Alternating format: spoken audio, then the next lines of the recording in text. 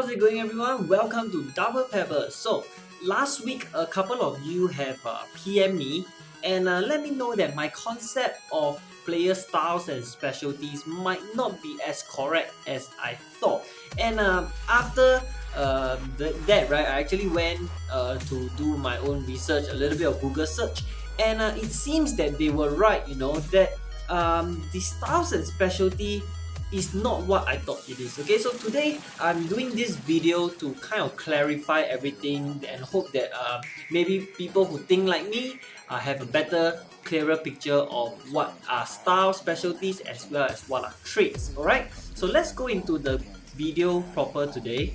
So initially, if you have watched my review videos, I always look at a player, for example Sergio Ramos, and I'll go to his traits and say that okay, so he's got 8 traits. He's a defending master, tackle master, acrobatic, area control, tactician, tanker, so on and so forth. And when I say this, I actually thought that these styles affect how good they are. Alright, now let's make things clear. Alright, styles, or in other words specialties, depends on where you are. Styles or here or like FIFA, I think FIFA they call it specialties. But anyway, styles do not affect the player in game at all. Okay, they are like badge of honors. Like they can only be attained when the players has specific values in their stats. Alright, I cannot find the official FIFA Online 3.1, but I found the so-called the calculations for FIFA 17, and they have things like if you want to be a fast runner, for example, your sprint and your acceleration adds up needs to be at least 170 or 180. And then if let's say you are of specific height, in order to be considered aerial threat, your heading has to be some value, or your jump has to be some value. So they are specific algorithm that the player has to reach in terms of stats before they get a badge of honor. Okay, so they do not affect their in-game performance at all. The badge itself do not. So it's not like, when I talk about World Best Ibra and I say that before the update he doesn't have aerial threat, okay, but after the update he has aerial threat now, okay, aerial control, which means that he is much better in the air, so on and so forth. Now what I say is not entirely wrong, okay, but when I say it with the intent of saying that the aerial threat style contribute to his ability, that is wrong. Okay, the one that affects the player's in-game performance is called traits, which is here. Traits will affect the opponent's your player's own playstyle. For example, when we look at Ibra, he's a skill move king. This means that in game, when you try to do a skill with him, he is actually better than somebody without the skill move king. And then when you say sniper, it means that he is a better long shot player as compared to someone without the sniper traits. Okay, there's a difference between traits and styles. So just to summarize this part quickly, styles do not affect the player, traits do, right? But that does not make it such that styles is not important, because what does styles do? For example, we just use maybe Thiago Silva for example. What styles does is it gives you a very quick summary overview of what this player is good at, allowing you to play to its strength. Alright, for example, before the update, we know that World Best Thiago Silva is not an area control, does not have the area control style, which means that he is not that good aerially, and that is a fact. Okay, that is a fact.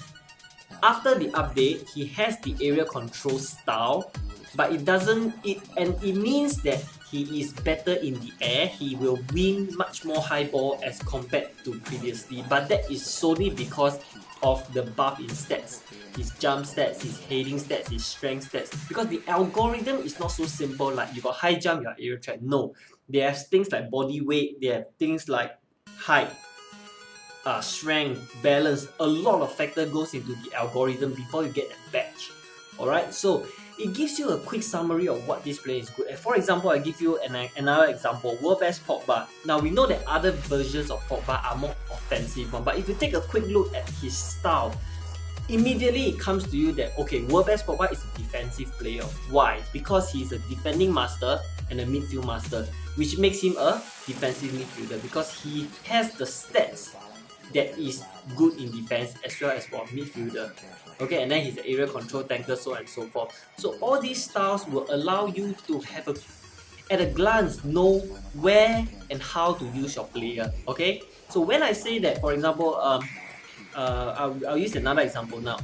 That if you have watched my 08E Roman Pavlyuchenko review, okay, I would have said something like, even though his jump stats is very low, only 70, his jump stats is only 70, but he seemed to win a lot of high ball, and I attribute that to the area control style. It's not correct because even though his jump stats is low, his heading stats is below average, but what he has is a combination of stats with his height, with his weight, with his strength, balance, everything add up, and he has the area control style, which means that with or without high jump, he is going to be good in the air, and that lets buyers or users be at ease when you're looking at players to see, okay, I'm looking at Pavlyuchenko, he is going to be good in the air. It doesn't matter his jump is low, his balance is low,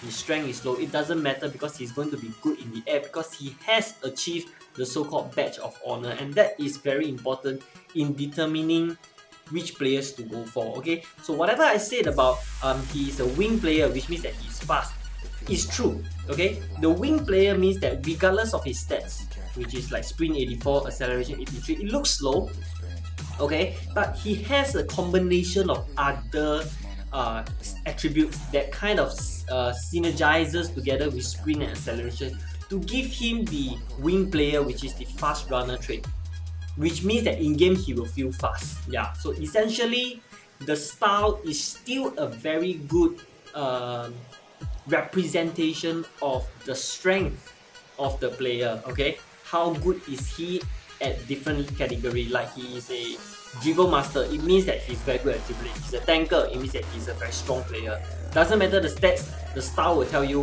what he's good at. Okay, so this is just a quick clarification video. I mean, I'm sure there are some people who think like me that the styles will somehow give some boost to the player. It doesn't at all. Okay, but it tells you what is the player good at, and you can use it to your advantage to play to the player's strength. Alright, and also if let's say because our system is a little bit different as compared to FIFA 17, where we can upgrade and we cannot, so it is essentially possible for us to obtain specialties by upgrading, although we won't get the badge.